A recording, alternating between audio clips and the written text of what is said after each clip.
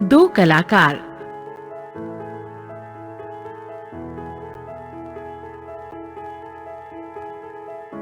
रूनी उठ, कहते हुए चादर खींचकर चित्रा ने सोती हुई अरुणा को उठाया।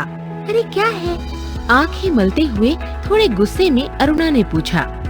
चित्रा उसका हाथ पकड़कर खींचती हुई अपने नए बनाए हुए चित्र के सामने ले जाकर खड़ा करके बोली, देख, मेरा चित्र पूरा हो गया। ओह, तो इसे दिखाने के लिए तुमने मेरी नींद खराब कर दी। अरे जरा इस चित्र को तो देख, न पहला इनाम मिला तो नाम बदल देना। अरुणा चित्र देखकर मुंह धोने के लिए बाहर चली गई। लौटी तो देखा 3-4 बच्चे उसके कमरे के दरवाजे पर खड़े उसका इंतजार कर रहे हैं। आते ही बोली, आ गए बच्चों, बैठो, मैं अभी आई। क्या ये बच्चे पाल रखे हैं तुमने? फिर जरा हंसकर चित्रा बोली, एक दिन तुम्हारे स्कूल का चित्र बनाना होगा। लोगों को दिखाया करेंगे कि हमारी एक दोस्त थी जो बस्ती के चौकीदारों, नौकरों और चपरासियों के बच्चों को पढ़ा पढ़ा कर ही अपने को भारी पंडिताइन और समाज सेविका समझती थी। चाय पीते पीते चित्रा बोली, पिताजी का पत्र आया है। लिखा है, जैसे ही यहाँ कोर्स खत्म हो जाए मैं विदेश जा सकती हूँ। मैं तो जानती थी पिताजी कभी मना नहीं करेंगे। हाँ भाई, धनी पिता की इकलौती बिटिया ठहरी, तुम्हारी इच्छा कभी टाली जा सकती है? पर सच कहती हूँ, मुझे तो सारी कला बिना मतलब की लगती है। किस काम की ऐसी कला जो आदमी को आदमी ना रहने दे? अरुणा आवेश में बोली, तो तुम मुझे आदमी नहीं समझती क्यों? तुम्हें दुनिया से कोई मतलब नहीं। दुनिया में कितनी ही बड़ी घटना घट जाए, पर यदि उनमें तुम्हारे चित्र के लिए आइडिया नहीं तो तुम्हारे लिए वो घटना कोई महत्व नहीं रखती। हर पल, हर जगह, हर चीज में तुम अपने चित्रों के लिए मॉडल खोजा करती हो। कागज पर इन निर्जीव बिना जान वाले चित्रों को बनाने के बदले 2-4 की जिंदगी क्यों नहीं बना देती? अरुणा ने कहा, वो काम तुम्हारे लिए छोड़ दिया है। मैं चली जाऊंगी तो तुम सारी दुनिया की भलाई करने के लिए झंडा लेकर निकल पड़ना। ये कहते हुए चित्रा हंस पड़ी। 3 दिनों से बहुत तेज बारिश हो रही थी। रोज अखबारों में बाढ़ की खबरें आती थीं। बाढ़ पीड़ितों की दशा बिगड़ती जा रही थी और बारिश थी कि रुकने का नाम नहीं ले रही थी। आज शाम को स्वयं सेवकों का एक दल जा रहा है। मैं भी उनके साथ जा रही हूँ, अरुणा ने चित्रा से कहा। शाम को अरुणा चली गई। 15 दिन बाद अरुणा लौटी। नहा धोकर खा पीकर लौटने लगी, तभी उसकी नजर चित्रा के नए चित्रों की ओर गई। 3 चित्र बने रखे थे। तीनों बाढ़ के चित्र थे।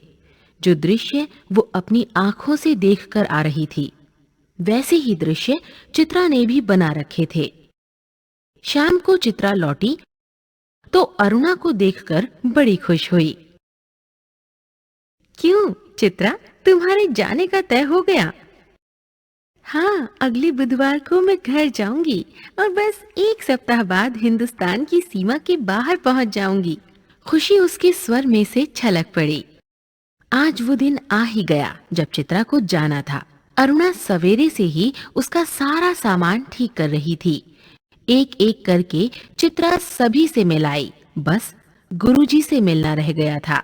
सो उनका आशीर्वाद लेने चल पड़ी।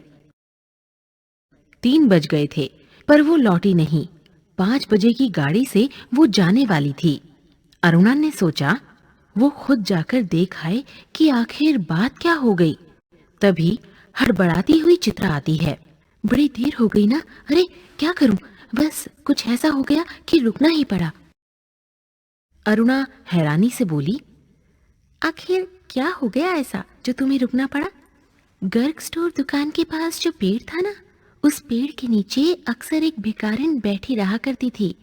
लौटी तो देखा कि वो वहीं मरी पड़ी है और उसके दोनों बच्चे बुरी तरह रो रहे हैं।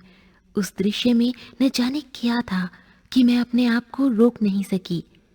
एक रफ सा स्केच बना ही डाला, बस इसी में देर हो गई, चित्रा ने कहा। 4:30 बजे चित्रा हॉस्टल के दरवाजे पर आ गई, पर तब तक अरुणा का कहीं पता नहीं था। बहुत सारी लड़कियां उसे छोड़ने स्टेशन तक भी गईं, पर चित्रा की आंखें बराबर अरुणा को ढूंढ रही थीं। ट्रेन चल पड़ी, पर अरुणा नहीं आई। विदेश जाकर चित्रा तन मन से अपने काम में जुट गई। उसकी लगन ने उसकी कला को निखार दिया।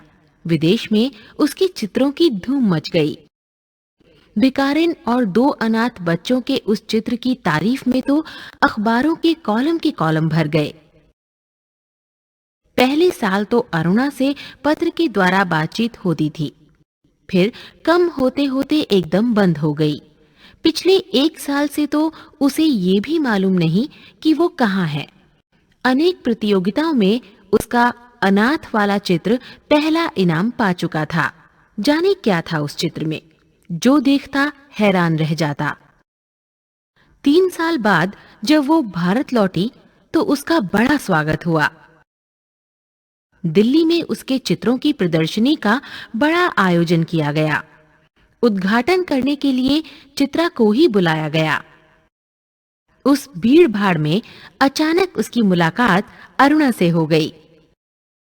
रूनी कहकर चित्रा अरुणा के गले से लिपट गई। तुम्हें कब से चित्र देखने का शौक हो गया रूनी? चित्रों को नहीं, चित्रा को देखने आई थी। तुम तो एकदम भूल ही गई। अरे ये बच्चे किसके हैं? 2 प्यारे से बच्चे अरुणा से चिपक कर खड़े थे। लड़के की उम्र 10 साल की होगी तो लड़की की कोई 8 साल। मेरे बच्चे हैं और किसके? ये तुम्हारी चित्रा मौसी हैं। नमस्ते करो अपनी मौसी को, अरुणा ने कहा। बच्चों ने बड़े आदर से नमस्ते किया।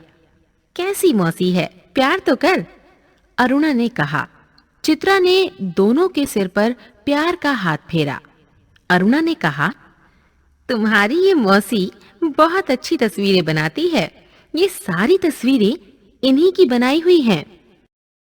मौसी, आप हमें सारी तस्वीरें दिखाइए, बच्चों ने फरमाइश की। चित्रा उन्हें तस्वीरें दिखाने लगी। घूमते घूमते वो उसी भिकारन वाली तस्वीर के सामने आ पहुंचे। चित्रा ने कहा, यही वो तस्वीर है रूनी, जिसने मुझे इतना मशहूर कर दिया। ये बच्चे रो क्यों रहे हैं मौसी? तस्वीर को ध्यान से देखकर लड़की ने पूछा। इनकी माँ मर गई है, देखती नहीं मरी पड़ी है, इतना भी नहीं समझती? बालक ने मौका मिलते ही बोला, मौसी हमें ऐसी तस्वीर नहीं, अच्छी अच्छी तस्वीरें दिखाइए, राजा रानी की, परियों की। चित्रा को दोनों बच्चे बड़े ही प्यारे लगे। जैसे ही बच्चे आंखों से दूर हुए उसने पूछा, सच सच बता रूनी, ये प्यारे प्यारे बच्चे किसके हैं? कहा तो मेरे, अरुणा ने हंसते हुए कहा। अरे बता ना, मुझे ही बेवकूफ बनाने चली है। एक पल रुककर अरुणा ने कहा, बता दूं? और फिर उस भिकारिन वाले चित्र के दोनों बच्चों पर उंगली रखकर बोली, ये ही वो दोनों बच्चे हैं। क्या? चित्रा की आंखें खुली की खुली रह गईं। क्या सोच रही है चित्रा? कुछ नहीं, मैं सोच रही थी कि पर शायद विचारों में खो गए। सीख, किसी के जीवन को बनाने वाला ही असली कलाकार है।